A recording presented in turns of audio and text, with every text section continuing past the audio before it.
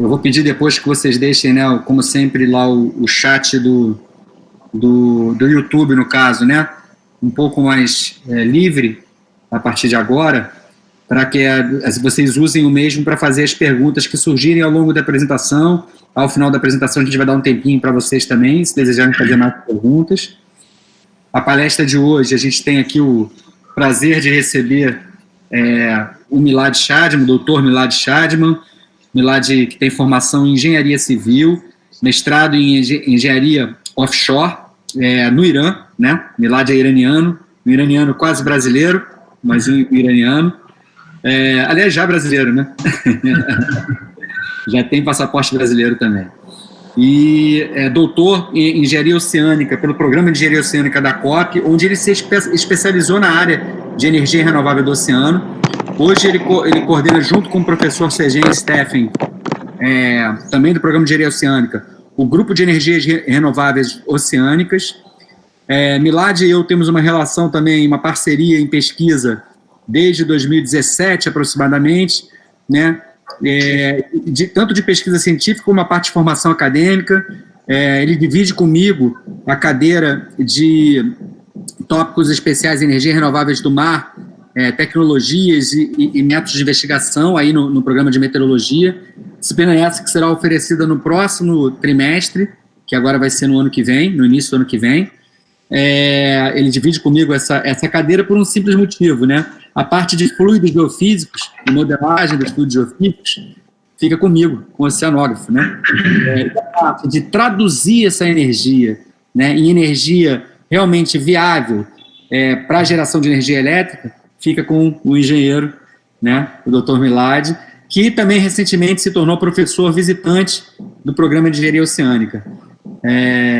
Milad, eu acho que o seu tema é um tema extremamente importante, né, no contexto do cenário atual mundial, né, em que a gente fala de mudanças climáticas, em que a gente fala de transição energética, né, para a utilização realmente de energias renováveis, parar, né, da sociedade começar a estudar e tentar parar, né, realmente com um ciclo de utilização de energias que utilizam combustíveis fósseis.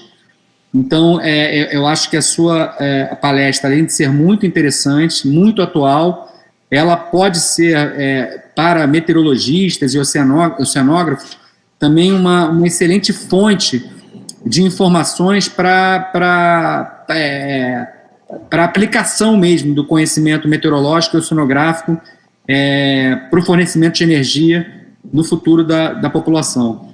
Então, muito obrigado por aceitar o convite aqui de ser palestrante e fique à vontade. O microfone é seu. Obrigado, Luiz Paulo. Boa tarde a todos. Em primeiro lugar, gostaria de agradecer ao Departamento de Meteorologia, né, pelo convite. Um prazer estar aqui, poder participar desse ciclo de palestras, né, e poder compartilhar esse conhecimento, né, com vocês.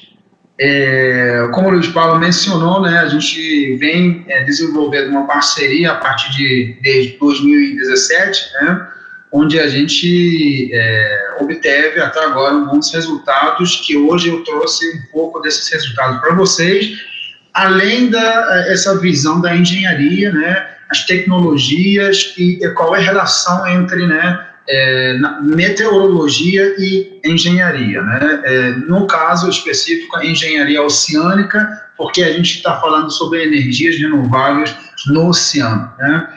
Sou professor visitante do programa de engenharia oceânica da COP, atuo, né, no grupo de energia renovável no Oceano Gero,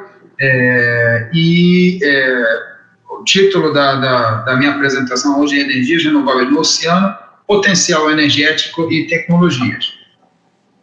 Bom, um sumário da minha apresentação, vou falar primeiro sobre importância das energias renováveis, né, e no caso, quando renováveis do oceano, fontes e definição das fontes, né, depois fala sobre as tecnologias de conversão, falo sobre o estágio atual dessas tecnologias rapidamente no mundo, né, e sobre a maturidade tecnológica desses dispositivos, e no final vou apresentar sobre as oportunidades, as possibilidades e os recursos aqui no Brasil e falar um pouco sobre as nossas linhas de pesquisa do GERO, do nosso grupo.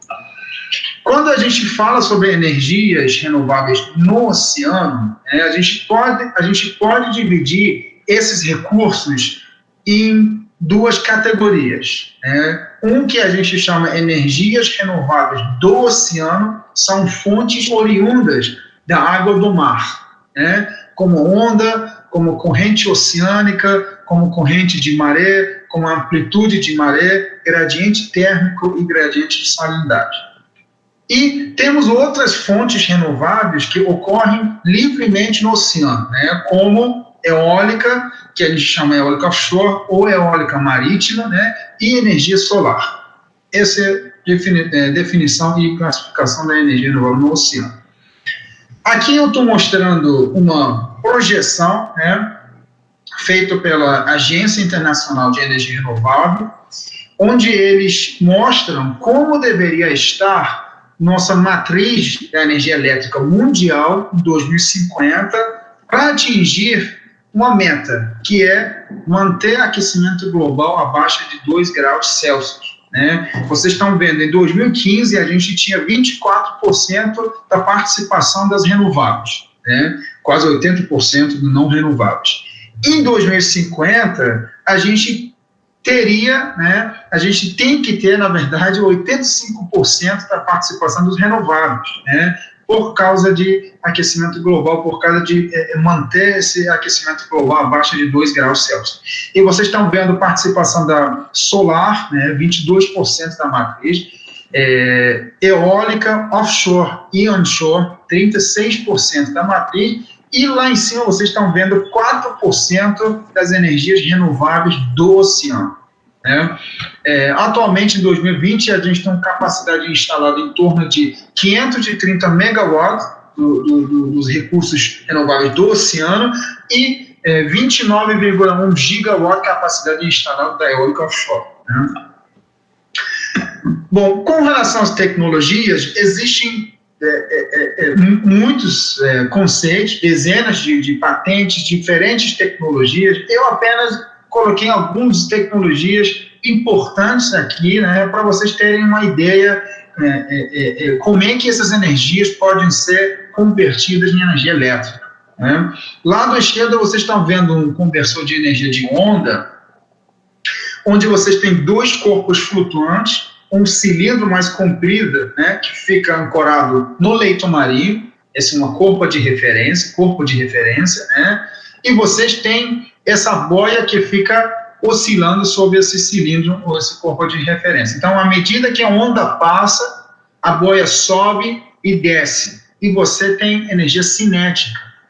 E aí você precisa de um sistema de conversão, que a gente chama Power Taker, em inglês PTO. Esse PTO recebe essa energia cinética e gera energia elétrica. Esse PTO pode ser diferente de PTO hidráulicas, PTO lineares, PTO mecânicos, que não quero entrar nesses detalhes. Lado direito, vocês estão vendo a energia de maré, das marés. Energia das marés, você pode aproveitar em duas formas. Ou você aproveita esse potencial, entre diferente nível da água, quando você tem maré vazante e maré enchente, ou você aproveita essa energia cinética, essa corrente de maré devido a essa mudança do nível da água. Então, você tem turbinas de corrente de maré. Essas turbinas são parecidas, semelhantes com turbinas eólicas, podem ter turbinas com eixo horizontal ou turbinas com eixo vertical. E tem outros tipos também que eu não coloquei aqui, coloquei duas principais tecnologias. E a tecnologia para você aproveitar a amplitude de maré é uma tecnologia parecida com hidrelétrica, onde você tem uma barragem, você tem dois portões, e quando você tem maré enchente, você abre esses portões, você deixa a água entrar, nesse reservatório. Quando atinge um certo nível do seu reservatório, você fecha os portões e você espera a maré vazante. E você terá um fluxo de água aqui, onde esse fluxo vai acionar uma turbina e gera energia elétrica, né? Bom, lado esquerdo vocês estão vendo energia térmica, né? Gradiente térmico. Em inglês a gente chama Ocean Thermal Energy Conversion, OTEC, né? Conhecido como OTEC. Essa energia é oriunda da diferença térmica entre camadas superiores e camadas inferiores do mar, né? Quando você atinge um ΔT, uma diferença térmica de 20 graus Celsius, você terá, tecnicamente, né, essa condição para aproveitar essa energia. Normalmente, para você atingir essa diferença de 20 graus Celsius, no mundo inteiro, você tem que descer uns 1.000 metros, 1 quilômetro, uma profundidade de 1.000 quilômetros, você encontra essa diferença. Aqui no Brasil, a gente observou que essa profundidade no norte e nordeste pode ser diminuída, chega até 500 ou 400 ou 500 metros, né? Como é que funciona? Esse sistema OTEC funciona baseado no ciclo de Rankine. O que é o ciclo de Rankine? Você tem dois trocadores de calor, né, aqui, um evaporador, outro condensador. Você pega a água quente da superfície, né, aproveita o calor e você evapora um fluido de trabalho, que normalmente é amônia, né, porque a amônia tem um ponto de ebulição muito baixo. Fácil você evaporar esse fluido de trabalho. Você evapora esse fluido de trabalho vira vapor e aciona uma turbina aqui e, consequentemente, aciona um gerador elétrico para gerar energia elétrica. Esse vapor entra nesse condensador, onde você traz água fria do fundo do mar, né, para você condensar esse vapor novamente e colocar dentro desse ciclo, bombear novamente para repetir esse ciclo e você gerar energia elétrica. Esse é um ciclo fechado, podemos ter, na verdade, um ciclo aberto ou ciclo híbrido, né? Lado direito, vocês estão vendo um sistema de gradiente de salinidade, né? Normalmente a gente encontra esse gradiente de salinidade na foz dos rios. Lá no Nordeste, né, tem vários rios que desaguam no mar. No ponto de encontro, né, da água doce e água salgada, a gente tem uma diferença de salinidade. Essa diferença de salinidade, esse gradiente de salinidade, pode ser aproveitado para gerar energia elétrica. Como? Um método muito comum, né, funciona assim: você tem água doce aqui e você tem água salgada aqui, né, azul escuro. Você precisa de uma membrana semipermeável, né, onde essa membrana permite a migração das moléculas da água doce, né, com salinidade menor, para água salgada com salinidade maior, né, porque água com menos salinidade tem mais pressão, então a tendência é a água migrar para menos pressão. Então, aqui você terá um aumento do fluxo da água, né, para eventualmente você acionar uma turbina e gerar energia elétrica. Turbinas eólicas offshore, né? Energia eólica offshore é outra fonte que está no oceano, não é oriunda da água, mas ocorre livremente no oceano. Então, faz parte das energias renováveis no oceano. Aqui estou mostrando a evolução dessas tecnologias. Vocês estão vendo, em 1985, a gente tinha aerogeradores com 15 metros, né, eólica offshore, 15 metros de diâmetro, capacidade instalada de 50 quilowatts. Depois de 35 anos, 36 anos, a gente está falando sobre as turbinas de 12 mega, de 15 mega, de até 20 megawatts, né?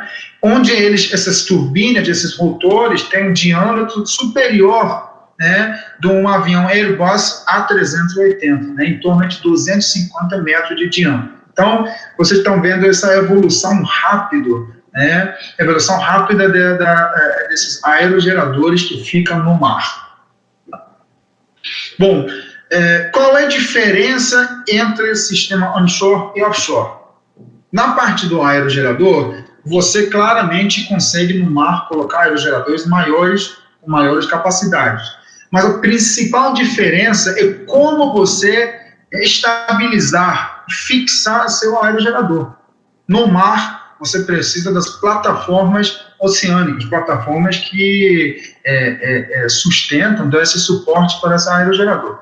E essas plataformas, dependendo da profundidade da água, tem diferentes tipos. Até 60 metros de profundidade da água, a gente considera água rasa dentro desse contexto, né? E você pode, né, utilizar sistemas fixos, onde esses sistemas fixos são viáveis, né? Como estaca, como jaqueta, ou como barra de gravidade. A partir de 60 metros de profundidade, esses sistemas fixos, tecnicamente e economicamente, não são viáveis, né? E a alternativa é sistema flutuante, né? Que aí você tem diferentes sistemas flutuantes. Só para a gente dar uma olhada nos sistemas instalados no mundo, né? Você tem mais de 90% dos sistemas instalados no mundo como sistemas fixos, né? Então, vocês estão vendo boa parte das parques eólicos offshore instaladas no mundo, basicamente na oeste da Europa, né? Instalados na água de profundidade de 20 metros, 30 metros, 40 metros, né? Onde você coloca sistemas fixos. E temos apenas alguns sistemas, né, flutuantes que estão sendo testados, estão na fase pré-comercial, né? Só para relembrar aqui, vocês estão vendo uma tabela onde coluna no meio mostra percentagem dos recursos que ficam nas águas profundas, ou seja, maior de 60 metros, onde você precisa de sistema flutuante. No Brasil, 86% dos nossos recursos eólica, offshore, fica nas águas profundas. Isso, né, mostra e reforça a importância do desenvolvimento das plataformas flutuantes aqui, especificamente no Brasil. Né?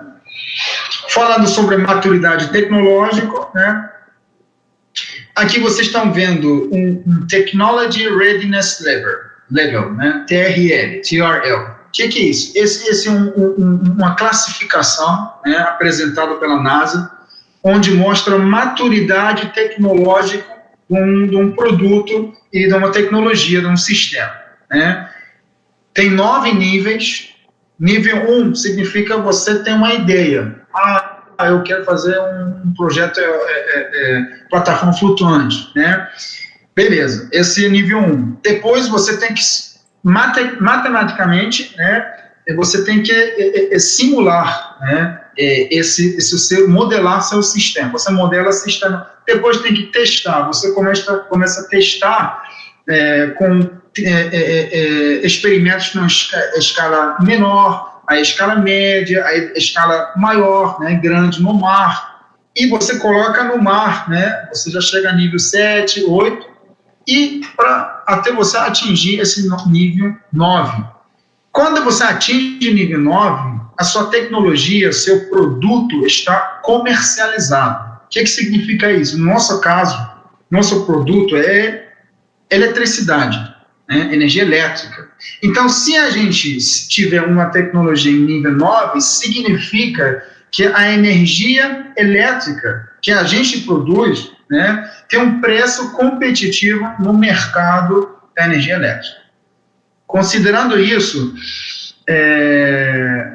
as barragens, né, de maré e sistemas eólicos offshore fixas são duas tecnologias comercializadas, ou seja, energia elétrica tem um preço competitivo no mercado. Sistemas de corrente oceânica, sistema de onda, são sistemas pré-comerciais. Ainda tem que baixar o preço do produto deles para poderem, né, se comercializar. E o TEC, gradiente térmico, e corrente oceânica e salinidade, né, estão na fase mais incipiente, né, e precisa mais pesquisa e desenvolvimento para desenvolver mais e chegar na fase pré-comercial e comercial.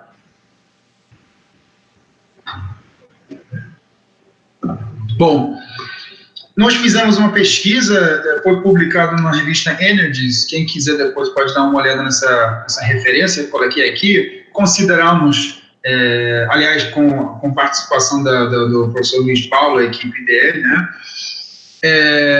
Consideramos mais de 400 projetos no mundo, né, os projetos que a gente identificou. E lá do lado direito eu mostro uma distribuição geográfica, né, do sistema. Vocês estão vendo, a Europa está liderando esses projetos renováveis, né, energias renováveis do oceano. Boa parte desses recursos, desses projetos, são projetos voltados para a energia de onda e corrente de maré, né? Aqui na América Latina, o único projeto é projeto da nossa Universidade Federal do Rio de Janeiro, da COP, que é do nosso grupo, mais para frente vou apresentar. Bom, vale lembrar que desses projetos, apenas 8,43% são operacionais, né? Os demais projetos ou foram descomissionados ou estão na fase de planejamento e preparatório para a instalação. E temos capacidade instalada de 530 megawatts em 2019, né? Que essa capacidade, na verdade, 90% é das barragens de maré, né? Da barragem de maré do La Rance, da França, e da Coreia do Sul, né? Que cada um tem 200 e pouco megawatts, né? Então, essa área ainda precisa bastante pesquisa e desenvolvimento para poder comercializar as tecnologias. Eólica offshore já tem um cenário diferente, né? Eólica offshore fixa já está comercializado. Em 2020, a gente tem 29,1 gigawatts da capacidade instalada. Uma projeção aqui mostra, né, para 2050, uma capacidade instalada de 1.000 gigawatts. Isso significa quase 20% da matriz da energia elétrica mundial, né? Então, vocês estão vendo a importância, né, do sistema eólico offshore. A gente vai chegar da importância da meteorologia, né, da oceanografia, né, nesse meio e nesse cenário. Na minha apresentação vou falar sobre isso. Lado esquerdo a gente está vendo os países, né, que estão envolvendo nessa indústria, nesses sistemas, né? O Reino Unido está liderando as maior capacidade instalada, depois a Alemanha, China, e temos bastante projetos no Japão, Coreia do Sul, Estados Unidos, que acredito daqui a 3 anos, essa tabela aí, gráfico lá da esquerda, vai ter bastante mudança, né? Porque tem países que vão crescer nesse tema. Aliás, Brasil, acredito que no próximo futuro, próximos 5 anos, vai entrar nesse gráfico. Bom, agora eu vou falar um pouco sobre nossas atividades, apresentar nosso grupo, né, as linhas de pesquisas que a gente tem, e falar sobre os projetos, rapidamente, que a gente tem, e falar sobre os recursos, né? Qual é a importância, né, do mapeamento dos recursos nesse meio aí, nesse cenário que eu acabei de apresentar para vocês, tá? Bom, nosso grupo GERA, o Grupo de Energia Renovável no Oceano, tem 3 eixos principais de pesquisa, né? Primeiro, eólica, tanto onshore quanto offshore. A gente faz projeto do layout, posicionamento, né? Posicionamento das unidades da turbina dentro de um parque eólica, integridade estrutural das turbinas, previsão da geração do parque, que pode ajudar muito no processo de manutenção e operação, e sinergia com as plataformas de óleo e gás. Segundo eixo, energia de onda, né? A gente faz o projeto dos conversores de energia de onda, otimização da produção de energia, testes experimentais dos modelos e implementação dos protótipos. E terceiro eixo, que aliás a gente está fazendo em parceria com o LANCE, né, Laboratório de Métodos Computacionais em Engenharia, e Departamento de Meteorologia. Temos bastante aí alunos de meteorologia interessados, trabalhando com a gente, e tivemos bons resultados de publicações, né? E uma parte muito importante, avaliação dos recursos renováveis no oceano. Eólica, onda, marés, solar, gradiente térmico e de salinidade e correntes do oceano. São fontes, basicamente todas, que a gente está tentando mapear. E a gente apresenta essas avaliações de recurso, né, como potenciais teóricos, técnicos e econômicos, que eu vou explicar melhor. E também previsão em alta resolução, utilizando modelos regionais de onda e de circulação atmosférica. Rapidamente, são diferentes gerações, né, diferentes sistemas aí, conversores de energia de onda no Brasil, né, projetado e implementado pelo nosso grupo, GERO, né, da COP e o FRJ. Primeiro sistema lá da esquerda, né, um sistema onshore, que instalado no porto do Pecém, no Ceará, estado do Ceará, funcionou uns 6 meses, depois foi retirado, descomissionado devido a uma obra no porto do Pecém, né, foi em 2012. Primeiro sistema na América Latina, em escala real, de um conversor de energia de onda, e até agora único, né? A gente até queria que tivesse mais protótipos, porque quanto mais protótipo essa indústria, né, essa área evolui muito mais rápido e chega à comercialização. Bom, segundo sistema é um sistema nearshore. O que significa que não fica na terra, fica no meio do mar, numa profundidade entre 20 e 30 metros, sistema menor, então um sistema mais econômico. A gente tentou fazer essa modificação, tentou fazer um sistema mais econômico e mais inteligente. A gente está aplicando um controle específico para esse sistema para aumentar a produção da energia. Bom, será instalado, né?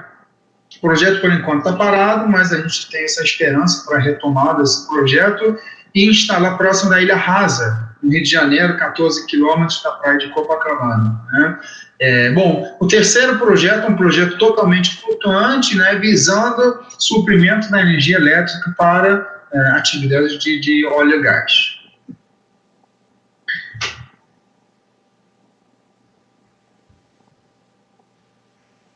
Bom, quando a gente fala sobre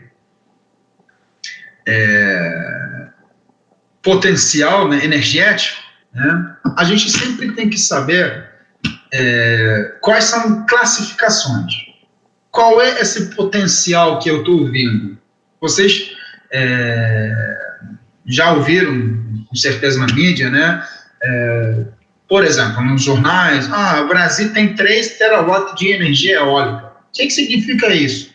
Significa que realmente podemos capturar 3 terawatts de energia eólica, então não precisa nenhuma fonte aí para o Brasil. 3 terawatts vai fornecer toda a demanda de energia elétrica do Brasil. Mas o fato é que toda essa energia, né, não pode ser absorvida. Por quê? Porque a gente tem diferentes classificações aí. Então, esse valor pode ser um potencial teórico. Né? Esse potencial teórico não é um potencial que, de fato, você consegue utilizar e converter em energia elétrica. Aqui eu vou explicar isso para vocês. O que diferencia essas categorias, essas classificações diferentes de potencial, teórico, técnico e econômico, é área aproveitável no mar. Né? Qual é a sua área aproveitável?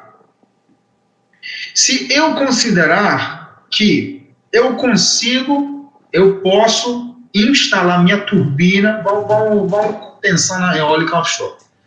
Né? Se eu considerar que eu consigo instalar meu sistema eólico offshore em qualquer ponto, qualquer lugar, dentro da zona econômica exclusiva do Brasil, que eu estou mostrando aqui, com uma linha branca aqui, né? Se eu considerar que qualquer lugar que eu quiser, eu posso colocar meu sistema. Aí eu apresento o potencial teórico. Claro que esse potencial tem um nível maior, né? para você fazer esse cálculo, né, em termos de modelos atmosféricos, né, ou modelos oceanográficos, né, você tem diferentes modelos com diferentes resoluções. Tem modelos globais, né, com essa resolução de 25 km por 25 km, esse é um exemplo, né, não é exatamente. Ou tem modelos com mais resoluções, modelos regionais, né, com resoluções maiores, até 1 km ou até mais resolução, né? Isso, quanto mais modelo, quanto maior essa resolução, né, o seu valor, o seu dado, o seu cálculo é mais preciso, essa quantidade que você apresenta é mais preciso, né? E também tem isso também. Se você fizer com o modelo global apresentar um valor, pode ser que quando você aplica um modelo mais, com uma resolução maior, você apresenta outro valor que pode ser menor, né? Então, sempre tem que ficar ligado qual foi o modelo, qual foi a resolução, qual é o tipo de potencial, né? Isso é importante. Beleza. Segunda camada vem potencial técnico. No primeiro, a gente considerou que a gente consegue aproveitar toda essa área de zona exclusiva econômica, zona econômica exclusiva, né? Mas, de fato, não é assim. Você tem restrições tecnológicas. Por exemplo, atualmente, em termos técnicos, não é possível você aplicar um sistema eólico offshore numa profundidade de 2.000 metros no mar. Então, mais do que 1.000 metros, tecnicamente, hoje em dia não é possível. Então, para você fizer esse potencial técnico, você tem que excluir áreas no mar que têm profundidade maior de 1.000 metros. Já foi embora uma parte, né? Ou, por exemplo, você, se tiver um lugar que tem uma velocidade média anual de menor de 7 metros por segundo do vento, essa área, tecnicamente, não é aproveitável. Então, tem que excluir essa área. Você vai ter várias questões assim, restrições ambientais. Você não pode colocar a sua unidade de turbina numa área de preservação ambiental. Você tem outros usos do mar. Você tem pesca, né? Tem os lugares que tem pescadores, que tem pesca artesanal. Você não pode acabar com vida dessa comunidade colocando, né, uma turbina. Você tem linhas de navegações, né? Você tem existência das atividades de óleo e gás, que é muito importante aqui no Brasil, né? Você tem que considerar isso. E você tem que considerar a proximidade do porto, né, onde você constrói seu sistema, onde você usa esse porto para fazer processo de manutenção e operação, e também subestação onshore, subestação elétrica, onde você gera energia e manda para a subestação. Então, existem várias restrições, né, que vão impor áreas excluídas. Tá? Então, à medida que você aplica as restrições, você está excluindo a área. Por isso, você está vendo o potencial técnico é menor do que o potencial teórico. Bom, você tem uma área que você tira todas as restrições técnicas, está tudo beleza. Bom, agora eu posso usar essa área? Não. Você tem que ver a viabilidade econômica. Né? Bom, eu esqueci aqui de falar, eu coloquei um exemplo aqui, né? Essa área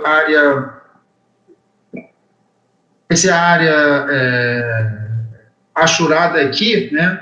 Está mostrando aqui, mostra, na verdade, profundidade maior, 1.000 metros. Essa área verde está mostrando a área de preservação ambiental e velocidade de vento menor de 7 metros por segundo. O que sobrou para a gente aproveitável, de fato, né? Essa área, né, estreita aqui, azul, no meio. Mas ainda a gente não considerou várias outras restrições. Bom, então, potencial econômico. Dentro dessa área, a gente tem que saber se temos viabilidade econômica ou não. Como é que a gente faz isso? Tem dois parâmetros importantes que não vou entrar nesses detalhes, mas basicamente você tem custo, o que você gasta, e você tem receita, o que você ganha. Essa receita tem que ser maior do que custo. Se para uma área sua receita é maior do que custo, beleza, você tem potencial econômico. Mas esse potencial econômico também potencial econômico fraco ou forte, aí vem mais coisa, né? Então, isso é classificação dos potenciais. É importante para quem está pretendendo entrar nessa área, né, entender que apenas aplicar esses modelos atmosféricos e oceanográficos, que são importantíssimos, mas não são suficientes, tem que olhar para esse lado também, tem que saber qual é o potencial, o tipo de potencial que você está apresentando, né, para poder dar insumo, né, para tomadores das decisões, né, de, por exemplo, planejamento. Então, primeiro passo é a avaliação do recurso. Primeiro passo tem a ver com vocês, né? Vocês têm que apresentar esse recurso e falar, ó, aqui você tem potencial técnico, aqui tem potencial econômico, né? Isso é importantíssimo para entender realmente, de fato, onde eu posso colocar, onde eu posso aproveitar essa energia no mar. Alguns exemplos, acho que esses 2, 3 últimos slides, vou terminar daqui a uns 5 minutos, né? Recursos energéticos renováveis no oceano no Brasil, esse resultado que a gente publicou, vocês podem ver o artigo, né? Usando os modelos com resolução de 9 quilômetros por 9 quilômetros, né? Enfim, na gradiente térmica a gente observou um bom recurso aqui no Norte e Nordeste, onde a gente sempre tem essa diferença de 20 graus Celsius, né? Então, a gente fez um cálculo interessante. Se a gente usar 20 unidades de IOTEC, de gradiente térmico, de 10 megawatt cada, a gente consegue suprir 10% da demanda da energia elétrica residencial do Nordeste, né, baseado num cálculo em 2017. Então, é relevante esse recurso, né? Relevante essa tecnologia. Onda, a gente observou bom recurso de onda ao longo da costa inteira, né? Em torno de 92 gigawatts da capacidade do potencial teórico, né? Em termos de corrente oceânica, a gente observou norte e nordeste, esse corrente oceânica que vocês estão vendo, com velocidade razoável, só que o único problema é que essas correntes ocorrem numa distância de 200 a 300 quilômetros da costa. Isso encarece o projeto, né, devido à linha de transmissão, processo de manutenção, né, o único problema é isso, mas temos aqui no Norte e Nordeste bom recurso de corrente oceânica. Bom, mostrar claro, esse trabalho foi feito com a parceria com o Lance, aqui do Luiz Paulo, né, professor Luiz Paulo, e do Departamento de Meteorologia. Esses aqui também, que estou apresentando aqui, né, recurso de onda, corrente oceânica, gradiente térmico, né, a gente apresentou. Aqui é errado, 9 km por 9 km, não é 25 não. Aqui é o outro artigo que publicamos, né, com um aluno de mestrado do Departamento de Meteorologia, sobre eólica offshore, né, do sul-sudeste, potencial técnico. Aqui a gente apresenta, a gente usa modelos regionais, né, WRF, mas aí uma resolução maior, e a gente mostra esse custo de energia, nivelada de energia, né, numa maneira geoespacial, e temos um projeto aí, um aluno de mestrado que está trabalhando sobre no solar offshore também, né? Esses são trabalhos que a gente tem feito e a gente está continuando nessa área. Bom, sobre a eólica offshore no Brasil, a gente está vendo aqui o mapa, temos três hotspots, né, os lugares bem propícios para absorção e captação aí da energia eólica offshore, aqui norte e nordeste, vocês estão vendo esses estados aqui, sul-sudeste também, em frente aí do Rio de Janeiro, offshore do Rio de Janeiro, Santa Catarina, Espírito Santo, né, temos bastante energia aqui. Claro, aqui temos uma plataforma continental mais larga, com profundidade menor, isso viabiliza a aplicação das sistemas fixas, a gente fica mais tranquilo. Aqui no Sudeste, nossos recursos ficam nas águas mais profundas, né, onde demanda exige a aplicação dos sistemas flutuantes, né. Um dado interessante aqui, né, vocês estão vendo essa mancha aqui em frente do Rio de Janeiro, bacia de Campos aqui, né, a gente tem esse recurso numa profundidade entre 200 e 2 mil metros, né? Então é importante a gente saber como desenvolver essas plataformas flutuantes. Um dado interessante aqui, potencial técnico calculado da eólica offshore é aproximadamente 88% maior do que a produção de óleo e gás equivalente no Brasil em 2018. Né? Isso mostra a importância, a ordem da grandeza do recurso que a gente tem. Claro que não podemos usar todo esse recurso, mas mostra em termos de disponibilidade como é enorme esse recurso. Né? Coloquei algumas publicações recentes aí da nossa equipe, algumas com parceria com a equipe do professor Luiz Paulo, né?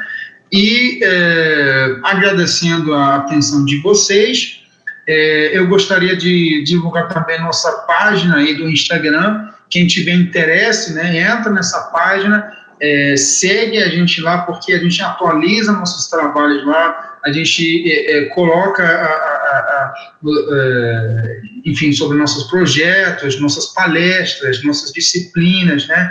É bom vocês terem essa informação e se atualizarem com nossas pesquisas.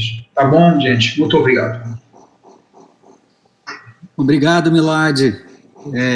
Excelente apresentação, muito boa, elucidativa, acho que é didática mesmo para quem não é da área. Achei muito bom. Eu já abri para o questionamento do pessoal aqui no chat aqui do YouTube, mas enquanto ainda estão pensando, não sei se estão meio tímidos ainda para fazer perguntas, eu vou fazer as minhas. Eu paro de apresentar o... Pode parar de compartilhar sua tela se você quiser. Tá. Se aparecer alguma curiosidade do slide, a gente volta. Vamos lá. Eu vou começar com uma pergunta que eu acho que deve ser uma pergunta que a maioria dos nossos da nossa audiência deve estar interessada. Talvez seja uma pergunta difícil para você responder, mas eu queria ver a sua opinião. Vou pedir sua ajuda, Luiz. Não, tudo bem, não é uma pergunta muito técnica, não. É o seguinte, né? Eu vou falar como oceanógrafo, eu sou oceanógrafo, e eu vivi uma fase da oceanografia no final da década de 90, com a quebra do monopólio da Petrobras, onde houve uma abertura muito grande para o oceanógrafo, né?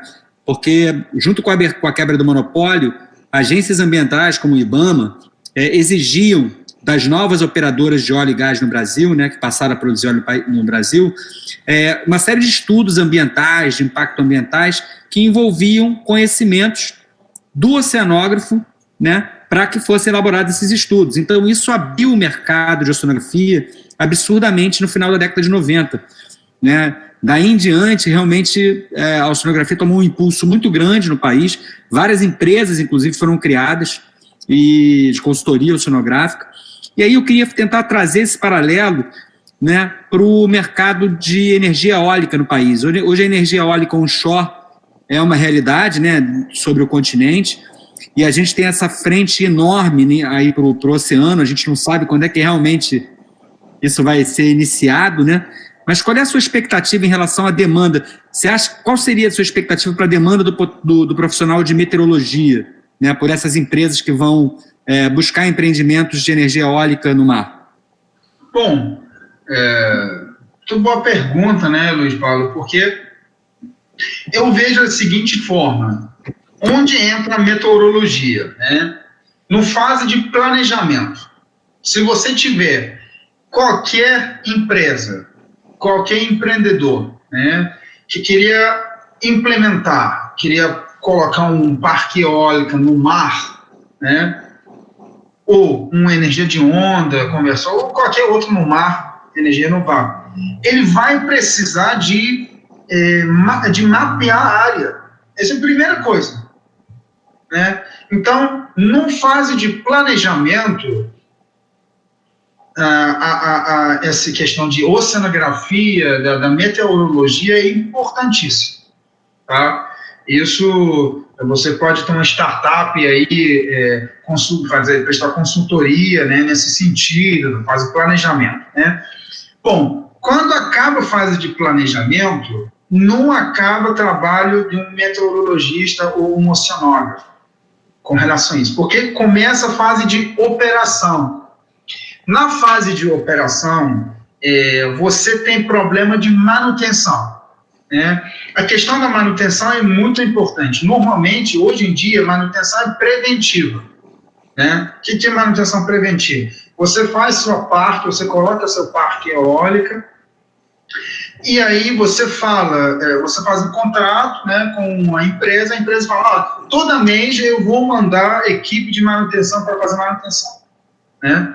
Mas a gente sabe como é caro você mandar uma equipe de manutenção no mar, não é na terra, né? Então você tem que decidir de uma forma muito inteligente, né? Você não pode mandar uma equipe para parar sistema, parar de funcionar, deixar de produzir, né, sem necessidade. Então, aí que entra a turma da meteorologia, da oceanografia, né? Eles podem fazer previsões, né, para a operação e manutenção durante a vida útil do sistema. E essas previsões podem funcionar como insumo para tomadores de decisão de processo de manutenção. Por exemplo, só para encerrar, você vai vendo, né, no próximo mês você vai ter um bom vento, né?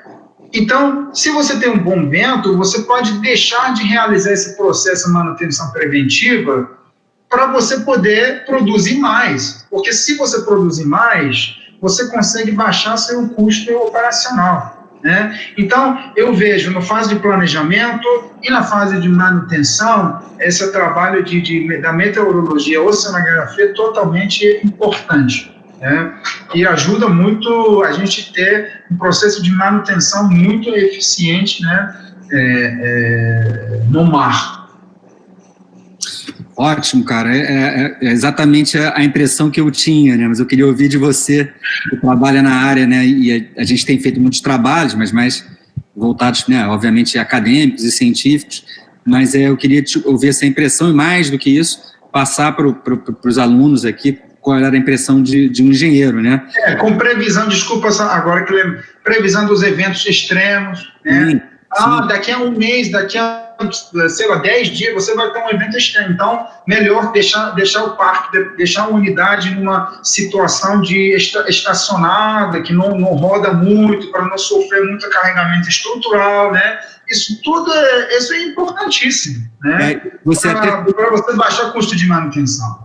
Não, ótimo, acho que você colocou até me ajudou a formular a próxima pergunta, né?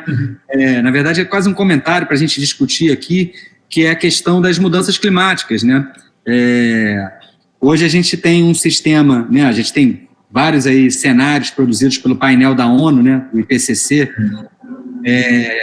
A gente tem vários cenários produzidos por diferentes institutos de pesquisa no mundo inteiro sobre qual seriam as alterações, os impactos em vários aspectos climatológicos, dentre eles a circulação atmosférica, né? Então, acho que a gente também tem uma possibilidade de fazer esse planejamento, nessa fase de planejamento, né? Não só olhando para a climatologia, né? Mas também tentando entender qual seria vamos dizer assim, como é que seria o andamento, não seria uma vida útil do empreendimento, mas como é que ela ia, como é que esse processo de distribuição no espaço e no tempo da energia eólica se comportaria em determinada área, em função desse conhecimento desses cenários de mudanças climáticas que a gente pode ter, né? Eu acho que isso é uma coisa, outro estudo interessante. Claro. E acho que a gente, né, pode ser realizado também, e obviamente que o papel do meteorologista é fundamental nisso, né?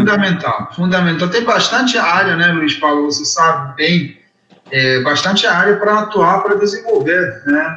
uma meteorologia com relação a energias renováveis, no oceano, no caso, né? Sim. Agora, eu acho que a gente tem para essa questão das mudanças climáticas, é claro, eu estou falando muito usando a modelagem numérica, né? E você apresentou muitos trabalhos que a gente desenvolveu, inclusive em conjunto, envolvendo modelos numéricos, mas existe um gargalo muito importante, né? Um desafio muito importante, é que, né, você apertar o botão e botar o modelo numérico para funcionar, hoje em dia não é um desafio tão grande. Há 20 anos atrás era. Hoje em dia não é mais tão grande, você consegue. Agora, fazer o modelo ser executado e gerar resultados consistentes é que é o complicado. E um dos gargalos para isso não é só a questão de você configurar parametrizações do modelo, resolução espacial, mas é você também ter disponibilidade de medições em campo, né? Exatamente. Isso é um limitador, né, para a questão de potencial, por exemplo, teórico e técnico de energia eólica no mar, né? A gente tem muito pouca medição no mar, né? Exatamente. Isso é uma questão importante que a gente está vendo, né? Realmente dificulta, às vezes, até publicação nas revistas, né, nos periódicos internacionais com alto fator de impacto, né? Porque eles exigem uma certa correlação numérica experimental, né? Forma de você validar os resultados pelos modelos numéricos com uma medição aí no mar, né? Isso é um assunto importantíssimo, né? Algo que pode ser, acho que a única alternativa que eu vejo, assim, eu não sei se é viável, algo de ser explorado, é a utilização de dados, talvez, de sensoramento remoto, né? Tem um sensor chamado Scateron, que é utilizado em satélites, né? E que produz, né, resultados, campos de velocidade de vento, né? Claro que existem limitações nesse método, mas pode ser algo interessante para a gente conseguir trabalhar, né? O desafio realmente é a amostragem no tempo. No espaço até que ele tem uma resolução razoável, mas no tempo exatamente tem muita resolução. Aí agora o pessoal não está fazendo pergunta, então eu estou aproveitando para perguntar. Eu tenho mais umas dúvidas aqui. E agora eu vou para o oceano mesmo, para a minha praia. Eu queria entender com você, né? A gente tem, você usou um termo maturidade tecnológica, né? Uhum. Hoje a energia de corrente, né? Quando a gente pensa nos rios da Amazônia, por exemplo, né? A gente corrente das marés? Não, corrente fluvial, por exemplo. Fluvial. Qual é a maturidade tecnológica no mundo hoje de tecnologias com corrente fluvial? Aliás, existe? Existe, mas um problema aí que às vezes você tem corrente muito alto, né? Você tem rio, você tem um escoamento mais aí confinado, né? Um escoamento mais que uma área menor que deixa, né, a velocidade maior. Mas existem projetos aí no Canadá, no Halifax, se não me engano, né? Temos projetos que bastante tempo eles estão trabalhando, mas não é exatamente fluviais, né? Fluvial, né? É corrente de maré, né? Mas temos um grupo aqui no Brasil também, que na Federal de Itajubá, que bastante tempo está trabalhando nisso, mas realmente no mundo eu desconheço um sistema comercializado de corrente de maré e corrente do rio, né? Eu desconheço, comercial. Mas aí é de corrente, né? As energias de energia de maré que existem pela amplitude da maré, né? É isso? Não, a amplitude de maré, se você dá uma olhada, o primeiro sistema, tecnologia que foi comercializado foi a amplitude de maré, 1966, tá? Uhum. Mas desde lá até agora, você tem alguns barragens de maré. Por que você não tem vários durante 40, 50 anos? Não sei, eu não calculei, chutei. Né? Porque eles trazem muitas questões ambientais. Né? Normalmente você tem que colocar essa barragem numa estuária, né? Onde você tem vida marinha aí, que pode ser impactado por essa barragem, né? por causa dessas questões e também custo alto de manutenção, ficou menos interessante barragem de maré. Né? Mas corrente de maré realmente está na fase pré-comercial e na beira de comercialização, né? Corrente de maré no mundo inteiro, até está à frente do energia de onda. E a carga sedimentar é um limitante? A quantidade de sedimento? Também. Temos aí em São Luís, no Maranhão, Baía de São Marcos, né? Tem uma galera lá da Federal do Maranhão que estão fazendo isso, mas realmente você vê um transporte de sedimento, né, natural, né, pela mudança do nível da água enorme. O seu sistema pode desaparecer e aparecer, esse nível. Né? Então, isso é um assunto muito importante. Tem muitos desafios com relação à maré, porque você tem que aproveitar próximo da costa, né? Normalmente você tem lá no estuário, próximo da costa, tem muitas questões ambientais aí envolvidas nesse meio. Com relação, eu vou voltar para a eólica agora. Sim. Em relação aos impactos ambientais, né? Eu soube, no ano passado, que houve uma discussão em Brasília, o IBAMA convidou algumas pessoas que trabalham com eólica, tanto na Holanda, se eu não me engano, ou Noruega, e Inglaterra, certamente, para fazerem uma reunião para entender como é que funciona a regulação ambiental nesses países para a implementação de parques eólicos offshore, né, no mar. E eu não sei o que foi levantado a partir daí. Então, a pergunta primeiro você tem conhecimento se hoje há uma regulação ambiental para a instalação de parques eólicos no mar? Existe, sim. Claramente existe na Inglaterra, na França. No Brasil, No Brasil, estava no processo de consulta pública, esse termo de referência do IBAMA, né, está caminhando bem. Tem um grupo lá de divisão de energias renováveis do IBAMA que estão trabalhando nisso, e realmente tem alguns impactos relevantes que tem que ser considerado na fase de planejamento. Você não pode colocar só parque eólico, onde tem rota migratória das faunas, né? Enfim, onde você tem, na verdade, no processo de operação, manutenção, no processo de operação e também de manutenção, você tem alguns impactos, né? Mas o maior impacto é com relação a rotas migratórias dos faunas, né? Enfim. Mas aqui no Brasil a gente tem muito, tem uns diversos aí animais marinhos, né, que você tem que considerar que, por exemplo, no oeste da Europa não existe, né, temos tartarugas, tem várias coisas aqui que deixam mais complexo, mas uma questão, inclusive a gente fez um artigo que está submetendo, está sendo revisado, uma questão importante que costa brasileira, né, não está sendo observado no sentido ambiental, não está sendo monitorado, a gente não tem conhecimento realmente numa maneira detalhada, o que está acontecendo nessa região específica, porque se você não conhecer o que está acontecendo nessa região específica, como é que você vai liberar para um empreendedor, né, aplicar um parque eólico ou não aplicar? Mais ainda, né, Milad? Se você não tem essa linha de base de conhecimento ambiental, você não tem como medir qual seria o impacto do empreendimento. Exatamente. Esse é um problema comum até à indústria do petróleo. E está sendo desenvolvido, mas aí, mais do que esses assuntos regulatórios e no papel, na prática é importante. Beleza, no papel você fala, você não pode impactar isso, não pode impactar isso, não pode impactar isso, beleza. Mas aí onde que vai colocar esse empreendedor? Seu parque, o que tem lá? Será que tem tartarugas desse tipo? Será que tem peixe do outro tipo? Será que eles vão sofrer? Não vão...